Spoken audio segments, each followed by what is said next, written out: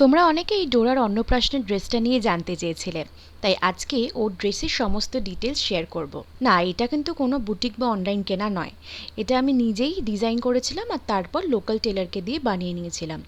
আমরা যেহেতু একদম ট্র্যাডিশনাল লুক রাখবো ডিসাইড করেছিলাম, আর থিম ছিল লাইট পিঙ্ক আর রানি পিঙ্ক, তাই প্রথমে ভেবেছিলাম যে ওকে শাড়ি বা লেহেঙ্গা পরাবো।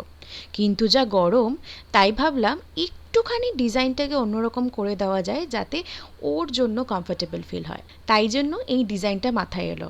কাপড়টা আমি একদম লোকাল শপ থেকে কটনের কিনেছিলাম যাতে ওর গরম না লাগে, আর ওড়নাটা আলাদা করে যাতে লাগাতে না হয় তাই টপের সাথে স্টিচ করব ভেবেছিলাম।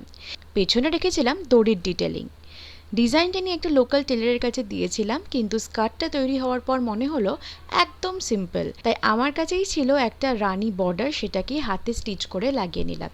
সব মিলিয়ে ড্রেসটা কমফোর্টেবল হলেও ওর স্পেশাল ডের জন্য কিন্তু একদম পারফেক্ট ছিল। কেমন লাগলো তোমরা অবশ্যই কমেন্ট করে জানিও।